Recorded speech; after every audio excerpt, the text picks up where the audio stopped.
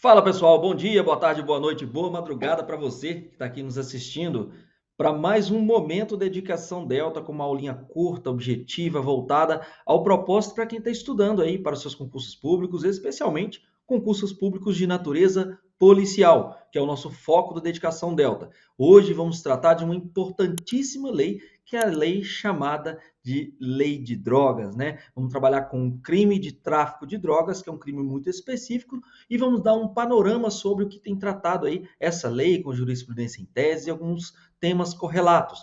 Já vou adiantar para vocês que eu sou o Gleison Lima, sou o delegado de polícia aqui do Paraná e estou aqui cada vez mais contribuindo com o Dedicação Delta e para você trazendo conteúdos atualizados em termos de legislação, jurisprudência, doutrina e lei, né? Hoje, especificamente trabalhando com a lei de drogas, nessa aula curta, você que está aí no ônibus, no Uber, dando um rolezinho, tá? Olhando o seu celular, não perca seu tempo, aproveite que aqui conteúdo vem sempre com muita qualidade, tá? Hoje o nosso foco é trabalhar com um tiro, com um alvo, com um tiro bem curto, com o foco em concursos públicos e você certamente vai acrescentar conhecimento. Se você ainda não nos segue, clica aqui para nos seguir, sempre vídeos importantes, sempre vídeos com conteúdo para trazer um aprimoramento em seu nível de estudos e de toda forma, também clique aqui curtindo o nosso vídeo para poder dar uma saboreada no nossa página, para que a gente cada vez mais possa estar angariando pessoas com esse maior número de conhecimento que é trazido para vocês aqui, tá bom? Em relação a hoje, nós vamos trabalhar com a Lei Maria da Penha. Acho que eu estou com a Lei Maria da Penha na cabeça, deve ser. Nós vamos trabalhar com a Lei de Drogas, que é a Lei 11.343 de 2006, que teve diversas alterações aí ao longo do tempo. Nós já estamos falando com uma lei com quase 17 anos, portanto, com várias alterações, com aprimoramento, mas ela veio a substituir uma lei, que é a 6368/76, uma lei antiga da lei chamada de Lei de Drogas, mas que hoje vem com repensar sobre a ideia do que seria droga, do que seria um sujeito que porta droga para consumo pessoal e a sua distância em relação ao sujeito que porte, que tem a droga para os fins de tráfico, com seus 18 verbos ali do artigo 33, tudo bem? Então, para a gente compartilhar nossa tela aqui, vamos lembrar que hoje nós trabalharemos especificamente uns pontos importantes sobre o crime de tráfico de drogas dessa lei 11.343 de 2006 e por isso vamos avançar. Não esqueça também de lá dar uma curtida, uma seguida para na gente lá no @dedicação delta, tem também o @GleisonLR e a gente está aqui sempre à disposição para poder trabalhar temas novos e às vezes tortuosos, mas a gente dá uma desmistificada neles. Como a gente vai fazer aqui hoje? Lembrando primeiramente que tráfico ilícito e uso indevido de drogas, nós estamos falando ali da lei de drogas que tem um lastro constitucional. Toda vez que a gente fala tem um lastro constitucional, é porque a Constituição Federal, a nossa Constituição de 1988, ela nos traz alguns pontos que a gente já começa a identificar o que seria a pretensão da Constituição Federal em termos de alguns temas específicos. Um deles, portanto, quando a gente vai dar uma olhadinha no artigo 5º, inciso 43, e que a gente inclusive trabalhou com crimes hediondos, tá? Lembre-se que nós tivemos uma aula específica sobre isso, uma aula também bem rápida, bem tiro sangue no olho, né? Tiro curto. E a lei considerará, portanto, inafiançável, ou seja, não cabe fiança, e insuscetível, também não vai caber o quê? Graça ou anistia. Quais situações? A prática de tortura, que a gente chama de TTT, tráfico ilícito de entorpecentes e terrorismo. Olha o tráfico aqui. O tráfico, então, é uma modalidade de crime que é equiparada a hediondo, por eles respondendo quem? Mandantes, executores e quem podendo evitá-los, né, se omitirem. Mas ali no nosso artigo 5º, inciso 51, ainda estamos falando da Constituição Federal, vai falar que nenhum brasileiro será extraditado, salvo quem? O naturalizado. Lembre-se lá de estudar direito constitucional, precisamente a questão da naturalização ali, que está no seu artigo 12, da Constituição Federal, mas vamos lembrar que quando se trata do naturalizado, os direitos que ele tem no Brasil também são muito assemelhados àqueles brasileiros que são considerados brasileiros natos. Onde que nós vamos colocar uma vírgula nessa brincadeira? É lembrar que há situações específicas que a própria Constituição pode trazer como distinção. Um exemplo típico é o presidente da República, que tem que ser brasileiro nato. Mas aqui, quando vamos falar do naturalizado, vai falar que nenhum brasileiro será extraditado, salvo naturalizado em caso de crime comum praticado, obviamente, antes da naturalização. Ou, olha a ressalva, comprovado envolvimento em tráfico ilícito de entorpecentes e drogas afins na forma da lei. O nosso artigo 144 da Constituição Federal, que inaugura a parte da segurança pública, só para lembrar para vocês, parte de segurança pública essencial de estudo para quem quer estudar para um concurso público de área policial. Porque ali nós estamos trabalhando com a segurança pública, que é um dever do Estado, direito e responsabilidade de todos, e exercido por vários órgãos públicos: Polícia Federal, Rodoviária Federal, Ferroviária Federal, Polícias Civis, Polícias Militares, Bombeiros Militares e também tem a Polícia Penal. Dentro do pacote de segurança pública, em seus parágrafos, nós vamos encontrar também a segurança viária e também as guardas municipais. Mas aqui o que a gente quer trazer é que, de acordo com a Constituição Federal, em seu artigo 144, parágrafo 1º, vai nos dizer que a Polícia Federal, a famosa PF, instituída por lei como órgão permanente, organizado e mantido pela União, ela destina-se a quê? Um dos pontos dela, tá? Tem outras atribuições? Tem. Contrabando, descaminho. Mas vamos lá. Esse ponto vem falar: prevenir e reprimir o tráfico ilícito de entorpecentes e drogas afins.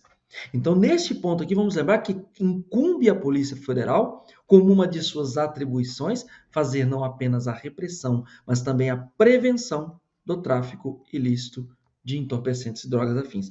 Ponto muito importante. Lembrando, o 144 faz parte da ideia de segurança pública. O que a gente quer lembrar é que nós temos vários crimes que estão previstos na lei de drogas, tá? Nós vamos destacar aqui o artigo 28, drogas para consumo pessoal. Só lembrando aqui, gente, drogas para consumo pessoal continua sendo crime no Brasil? Continua sendo crime no Brasil. Mas nós tivemos o quê ali? A ideia de uma despenalização, de acordo com a jurisprudência, mas na verdade houve o quê? Uma descarcerização como essência, né? Embora seja falado despenalização. Por quê? Nós não temos mais penas privativas de liberdade a que estariam sujeitos as pessoas que eventualmente ali se enveredam pela posse ou porte de drogas para consumo pessoal. E aqui a gente volta ao nosso ponto, lembrando que logo em sequência, no nosso artigo 33, caput, parágrafo 1º, nós temos o clássico tráfico de drogas, sejam os 18 verbos do artigo 33, seja no parágrafo 1º trabalhando na semeadura, o cultivo de drogas ali que são proibidas no Brasil, sem autorização no Brasil. O 33, parágrafo 2º, vai falar do induzimento, instigação ou auxílio ao uso indevido de droga, com uma pena bem menor. Nós temos o artigo 33, parágrafo 3º, que vai tratar do consumo conjunto de drogas com pessoas do seu relacionamento. E nós temos o artigo 34, que é um maquinário destinado à fabricação, preparo, produção ou transformação de drogas. Veja que aqui no artigo 33, caput, parágrafo 1º, e o artigo 34, nós estamos falando das modalidades hediondas do crime de tráfico de drogas. Tudo bem? É só aqui, do 33 caput, parágrafo 1º, e o 34, que nós estamos falando especificamente dessas pessoas que traficam drogas nessas condições especiais. Vamos lá. O artigo 35 vai falar da associação para o tráfico, associar-se duas ou mais pessoas para fins de tráfico de drogas. Nós temos o sujeito que faz o financiamento para o tráfico, tá? Ele coloca dinheiro para que o tráfico aconteça, esse é o financiador. Lembrando que se o próprio sujeito trafica e ele mesmo financia a própria atividade, nós estamos falando de uma causa de aumento de pena, e não do artigo 36. Se a pessoa tão somente financia, ela entra no artigo 36, que é o financiamento para o tráfico. Aqui no artigo 37, nós temos a colaboração como informante com grupo, organização ou associação destinada ao tráfico. Lembra do fogueteiro? Fogueteiro? Aquele que solta o foguete na hora que a polícia está chegando para avisar os traficantes, ele pode entrar aqui na colaboração como informante para o tráfico, tá? No artigo 38, nós temos uma modalidade culposa do crime, que é aquele que prescreve ou ministra droga de forma culposa, sem que o paciente necessite, ou em doses excessivas ou em desacordo com a norma. E, por fim, o artigo 39, que seria a condução de embarcação ou de aeronave após consumir drogas. Só para lembrar aqui, gente, após a embarcação aeronave. Ah, mas e se o sujeito usou drogas e estava num veículo automotor?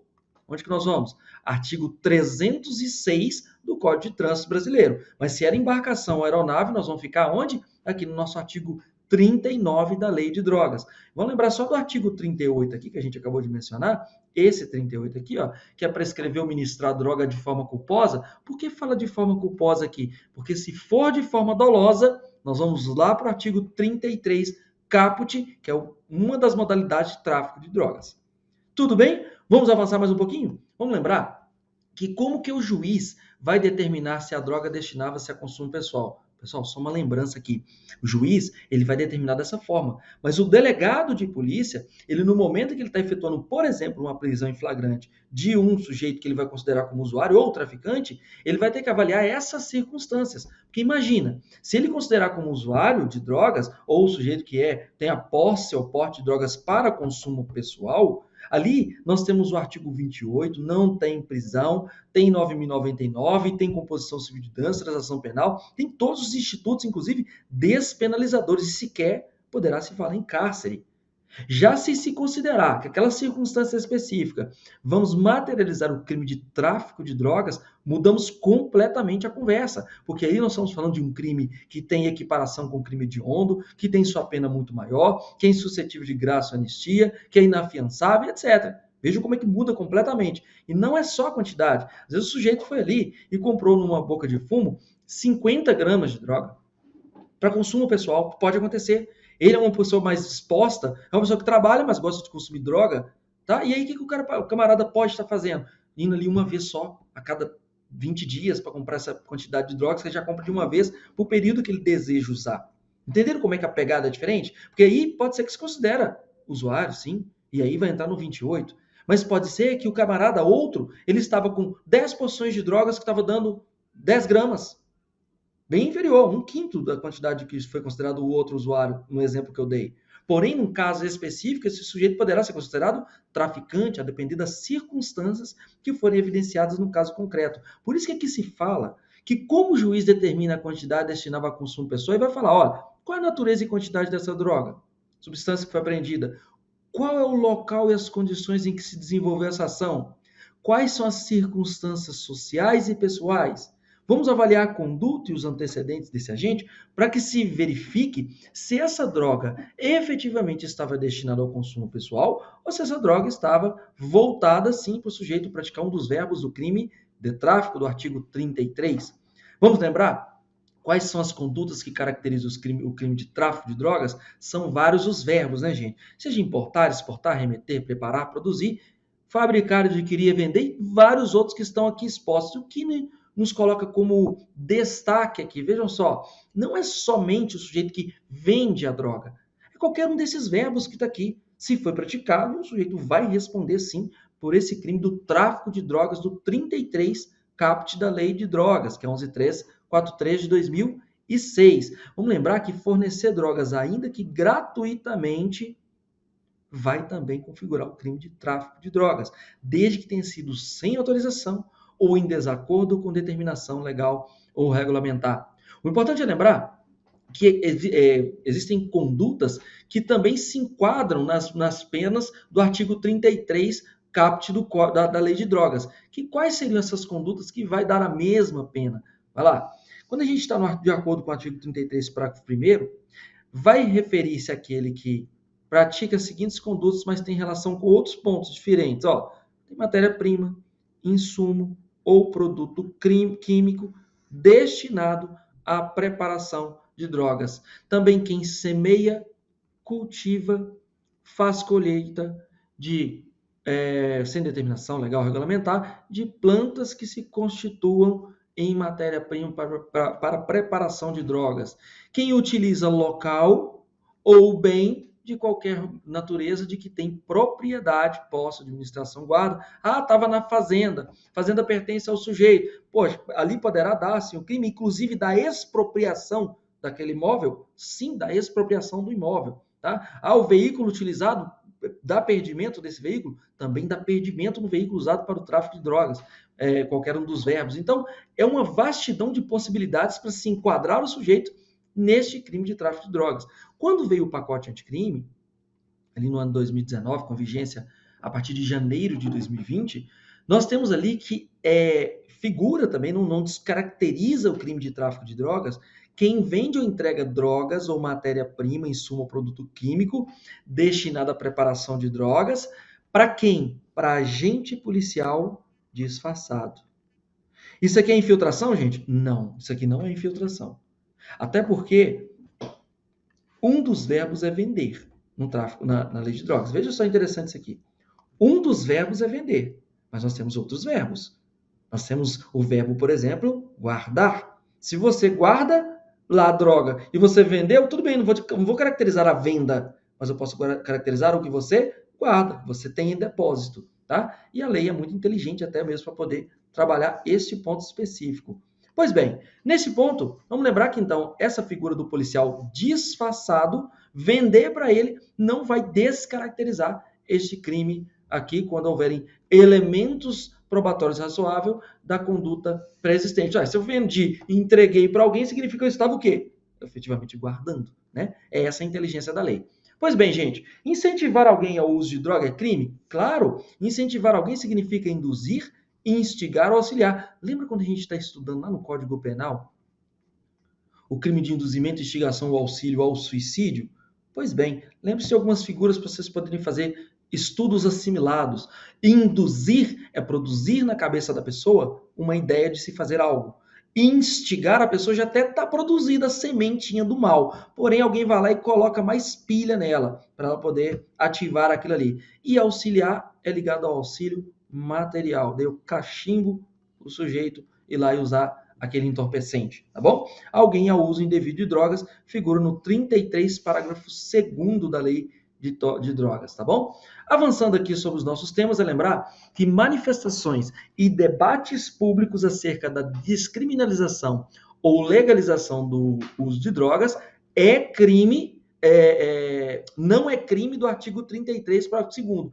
Isso porque o STF, numa ação direta de inconstitucionalidade julgada lá no ano de 2012, falou, olha, essas manifestações, desde que inclusive colocou, não vai ter pessoal consumindo drogas e tudo mais, né? Não vai ter, mas pode acontecer, eventualmente. Mas, vamos lá, se acontecer do sujeito estar ali, na marcha da maconha, defenda a maconha, está tudo certo, o pessoal tem que fumar mesmo, vamos ficar lá, Bob Marley. Se tiver essa situação, não pode ser considerado crime, porque ele é uma manifestação lícita de acordo com o que decidiu desde 2012 o próprio nosso STF. Portanto, marcha da maconha não é crime, não figura artigo 33, parágrafo 2º, tá bom? O que nos diz mais é que a pergunta, em que consiste oferecer droga de uso compartilhado? Esse é um crime previsto no artigo 33, parágrafo 3º, que em tese, pessoal, até mesmo, seria um crime de tráfico de drogas, se você fosse olhar na essência. Está até ali, dentro do artigo 33. Porém, não é crime hediondo, tem uma pena pequena, e o objetivo aqui é reprimir a conduta daquele que traz a droga para que consuma junto com alguém do seu relacionamento. Porque vai falar assim, olha, oferecer droga, eventualmente, não pode ser sistematicamente, né? E sem objetivo de lucro, à pessoa do seu relacionamento, para juntos a consumirem, tá? A pena de quem oferta esse uso compartilhado, tanto que ela é muito pequena, aqui não tem anos, né? De 6 meses a 1 ano, mas pagamento de 700 a 1.500 dias multa, é bem altinho isso aqui, né? E também responde pelo crime, continua sendo crime, portanto, do artigo 28 da lei de drogas, tá? Vejam que essa pena pequenininha vai gerar o quê? TCO, termo circunstanciado de ocorrência, alguns lugares chama de TCIP, termo circunstanciado de infração penal. Inclusive aqui no meu estado atual do Paraná é TCIP, mas o TCO, por exemplo, Minas Gerais, que também já fui policial lá, usa-se termo circunstanciado de ocorrência. Né? A variação é a mesma, está ligada à Lei 9.099, está ligada aos crimes com pena de até 2 anos ou às contravenções penais e, portanto, vai ter a incidência de institutos despenalizadores. Avançando um tema aqui, eu gostaria de falar com vocês que o tráfico privilegiado não é considerado um crime hediondo. E hoje, expressamente disposto no artigo 112, parágrafo 5º da Lei de Execução Penal. Até acho que isso aqui deveria estar onde? Deveria estar dentro da Lei de Drogas. Mencionado, pelo menos repetido, mas não está. Está na Lei de Execução Penal informando que não se considera hediondo ou equiparado para os fins desse artigo o crime de tráfico de drogas, previsto no artigo 33, parágrafo 4º. É o chamado tráfico privilegiado. O que é o tal do tráfico privilegiado, que mais tecnicamente seria tráfico com minoração ou com diminuição de pena? Nós temos uma diminuição de 1/6 a 2/3 para o crime do 33 caput, parágrafo 1º, desde que o agente seja o quê?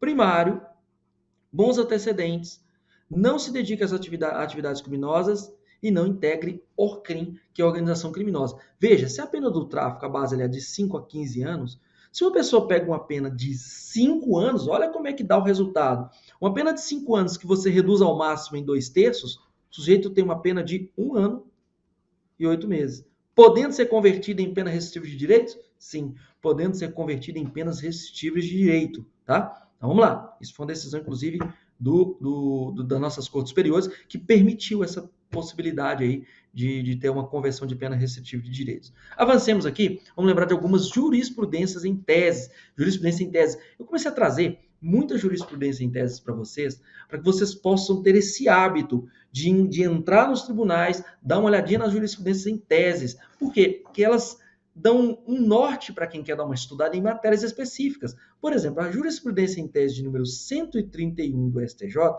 ela nos fala na tese de número 13 que o tráfico de drogas é crime de ação múltipla e a prática de um dos verbos contidos no artigo 33 caput, eu já falei que nós temos 18 verbos lá, é suficiente para a consumação do delito. Lá nós estamos falando de um tipo misto alternativo. Qualquer um dos verbos, nós vamos considerar a ocorrência do crime, tá?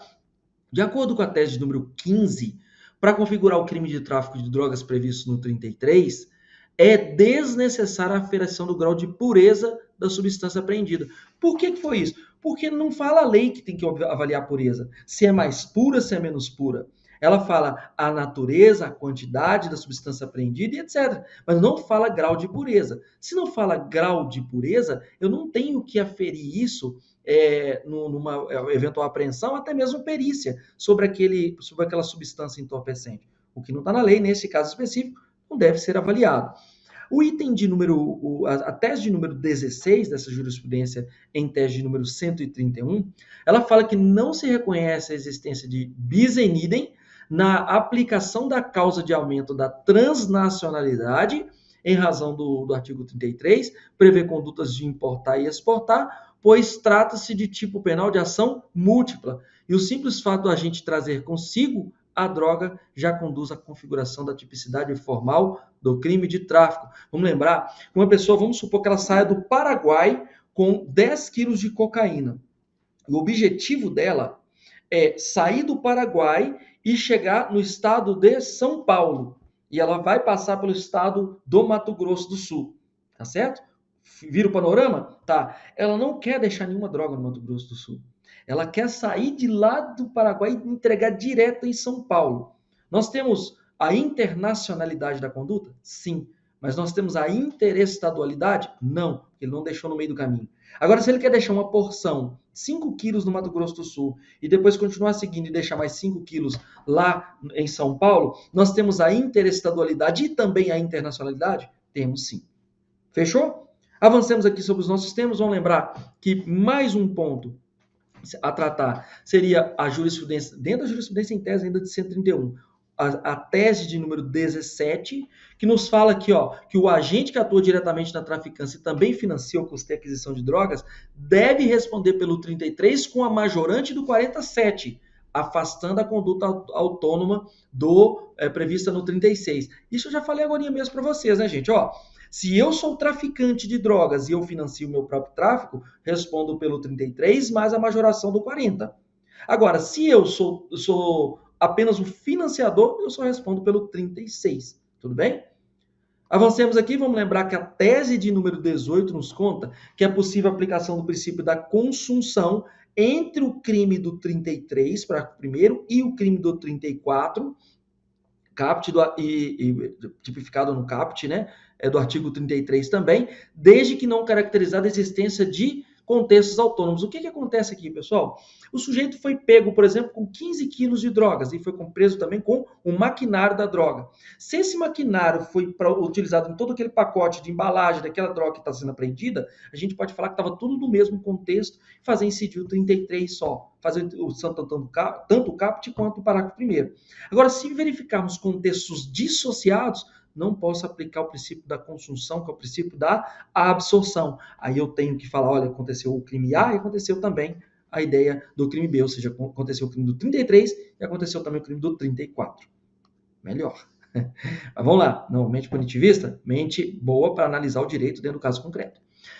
De acordo com a tese de número 19, ela fala que quando o agente no exercício regular de medicina prescreve substância caracterizada como droga, está configurado em tese o artigo 282 em concurso formal com o 33. Vamos lembrar que o 282 é exercício ilegal da medicina, arte dentária ou farmacêutica. E se ele faz isso de maneira dolosa, nós estamos em cima do quê? Tanto do 282 quanto do próprio 33, que é tráfico de drogas, concurso de crimes, tá bom? A tese de número 22 vem nos gritar que, olha, a causa de diminuição, que é do tráfico privilegiado, que é o 33, parágrafo 4º, só pode ser aplicada se todos os requisitos cumulativamente estiverem presentes. Não adianta você, eu sou primário, bons antecedentes, se dedica à atividade criminosa, integra a organização criminosa, se ficar faltando um dos pontos, não vai poder ser conferida a ideia de privilegiador aqui. Mais um ponto, diante da ausência dos parâmetros legais, é possível que a fração da redução da causa de diminuição de pena estabelecida no 33, parágrafo 4º, seja modulada em razão da qualidade e quantidade da droga apreendida, além das circunstâncias do fato. Nós não falamos que pode reduzir até 2/3 da pena, mas também nós podemos reduzir só o mínimo, e nessa circunstância o sujeito só vai ter o mínimo da redução, tendo em vista as circunstâncias do caso concreto. Mais um ponto aqui para a gente poder trazer é lembrar que na tese de número 23 nos diz que é inviável a aplicação da causa especial de diminuição de pena prevista no parágrafo 4º do artigo 33, quando há condenação simultânea do agente por tráfico de drogas e associação para o tráfico. Por quê? Porque eu não posso dar privilegiador, eu não falei que não pode ficar capenga? Tem que estar com todos os requisitos? Ficou faltando, porque aqui indica que ele compõe atividade criminosa ou, no mínimo, integra uma organização criminosa.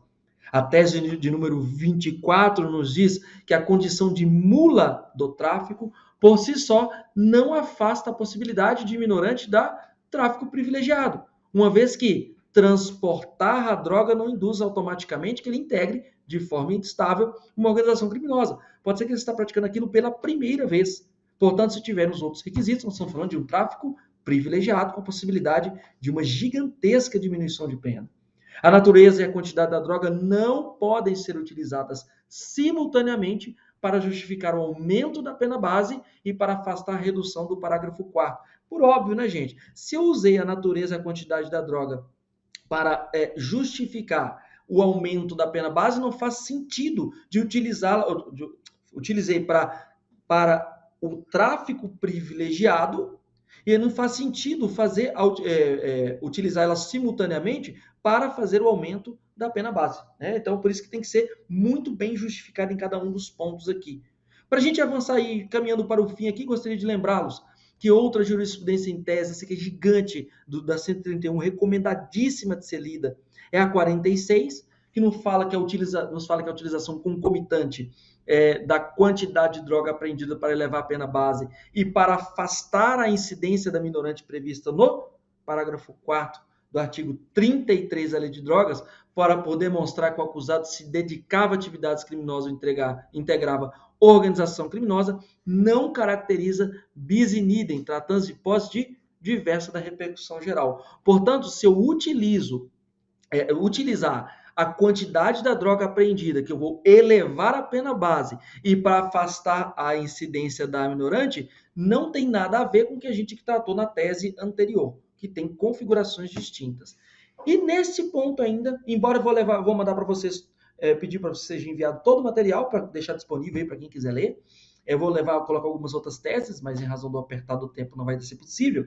É lembrar que a tese de número 47, que reconhecida a inconstitucionalidade da vedação prevista na parte final do artigo 33, parágrafo 4º, que fala que existia um obstáculo à substituição da pena privativa de liberdade por restritiva de direitos. É nesse ponto que se fala o seguinte, posso então ter uma substituição da pena privativa de liberdade por restritiva de direitos na lei de drogas? Posso.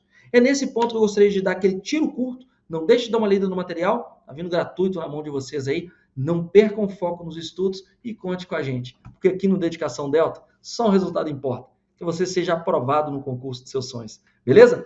Sou o Gleison Lima, mais uma vez me despeço e agradeço muito pela presença de todos, tá? Grande abraço, pessoal!